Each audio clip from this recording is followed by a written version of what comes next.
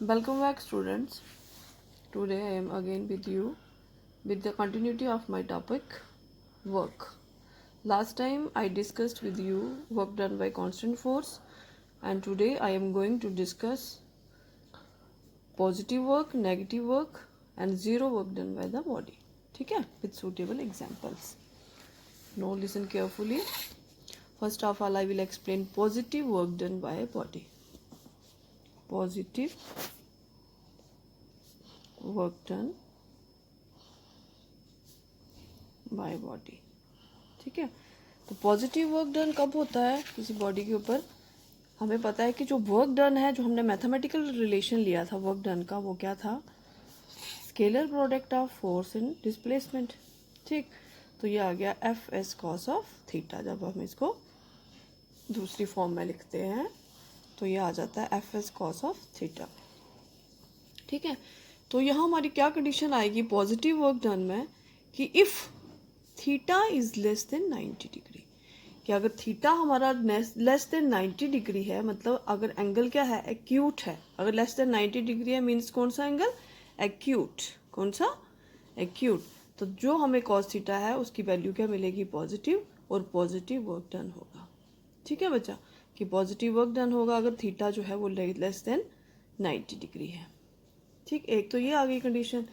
दूसरी कंडीशन मैंने आपको कल भी बताई थी कि जब फोर्स और डिस्प्लेसमेंट जो है वो सेम डायरेक्शन में होते हैं. जैसे मैंने ब्लॉक ऑफ वुड का एक एग्जांपल लिया था कि जैसे ये ब्लॉक ऑफ वुड है, ठीक है, इसको हमने टेबल के ऊपर रखा हुआ, ये नीचे आ गया टेबल, इसके ऊपर हमने इसको रखा हुआ.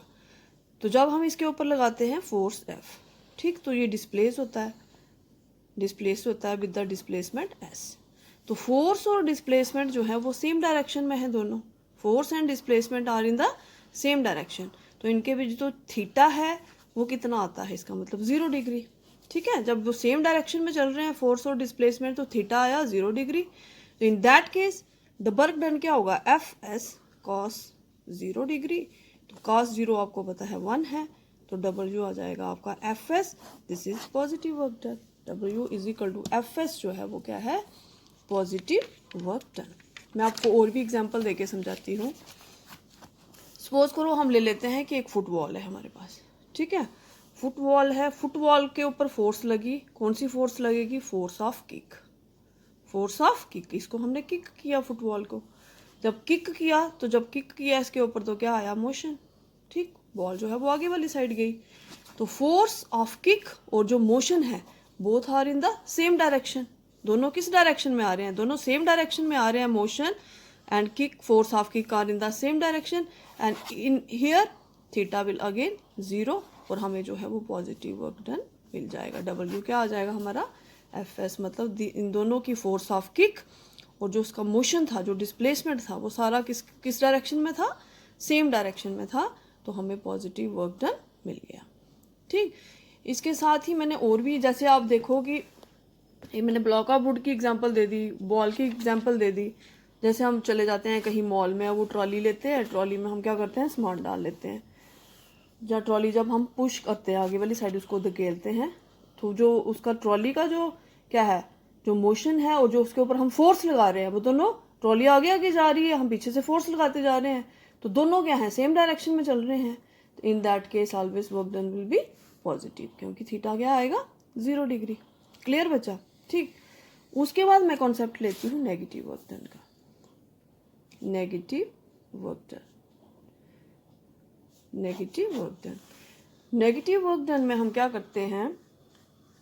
सेम उसमें क्या आता है कि वर्क डन आपको पता है, ये आ गया वही सेम रिलेशन चल रहा है F S cos of theta. लेकिन इधर हम क्या कंडीशन लेते हैं कि अगर थीटा ग्रेटर देन 90 डिग्री, मतलब इधर आएगा आपका एब्ट्यूज एंगल. एब्ट्यूज मतलब थीटा ग्रेटर देन 90, देन हमें जो है वो कॉस थीटा क्या मिलेगा? नेगेटिव. जब कॉस थीटा नेगेटिव है it means work done is also negative. ठीक है, कि थीटा जो आएगा हमारा एंगल आएगा that is greater than 90 degree. और अगर ग्रेटर देन 90 डिग्री एब्ट्यूज एंगल होगा, और जब एब्ट्यूज एंगल होगा तो कॉस थीटा हमारा नेगेटिव आएगा और डब्ल्यू जो होगा वो नेगेटिव. देखो कैसे होगा ये. देखो उसी ट्रॉली का हम कंसेप्ट ले लेते हैं. ये देखो हमारे पास एक ट्रॉली है उसको पीछे से कोई मैन क्या कर रहा है, पुश कर रहा है, ठीक है। लेकिन एक स्टेज ऐसी आती है कि वो ट्रॉली जो है वो पीछे वाली साइड जाना शुरू हो जाती है, ठीक है। मतलब फोर्स ऑफ फ्रिक्शन, कोई फोर्स है जो उसको पीछे वाली साइड लेके जा रही है। आगे तो आ गया, वो डिस्प्लेस तो हो रहा है, लेकिन फोर्स ऑफ फ्रिक्शन जो है वो उसको चलने में अपोज कर रही है।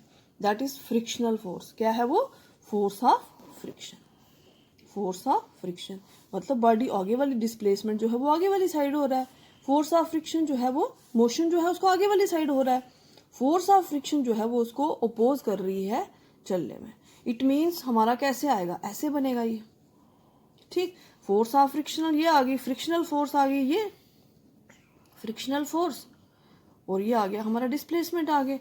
तो इसके बीच का जो एंगल बनेगा, ये लीनियर बन रहा है ना ऐसे, तो जो एंगल होगा दैट इज 180 डिग्री। एंगल क्या बन रहा है? 180 डिग्री। तो अगर थीटा हमारा 180 डिग्री है तो कॉस 180 क्या होता है आपको पता है? W is equal to F dot S, F S cos theta. Theta आ गया 180 डिग्री, तो कॉस 180 डिग्री इज -1, तो W आ गया आपका माइनस एफ एस, ठीक है। अगर कॉस 180 डिग्री आपका -1 है तो W आ जाएगा माइनस एफ एस, ठीक। तो नेगेटिव वर्क डन मिल गया आपको। क्लियर बच्चे? उसके बाद मैं आपको एक और एग्जांपल देती हूँ कि जैसे उसी बॉल को हम ले लेते हैं कि बॉल जो है वो ग्राउंड के ऊपर है, ठीक है। बॉल ग्राउंड के ऊपर है, बॉल को किक किया, बॉल मोशन में आ गया, लेकिन वो पूरा टाइम चलता तो नहीं रहेगा, वो स्टॉप भी होगा एक पॉइंट पे जाके। और जब वो स्टॉप होता है, जब वो कहीं किसी पॉइंट पे जाके स्टॉप होता है, इट मीन्स कोई फोर्स है जो उसको रोक रही है, जो ग्राउंड के साथ मतलब उसका क्या हो रहा है? फ्रिक्शन हो रहा है उस बॉल का, उस बॉडी का फ्रिक्शनल फोर्स की वजह से उन दोनों के किसके किसके बीच फोर्स ऑफ फ्रिक्शन हो रहा है?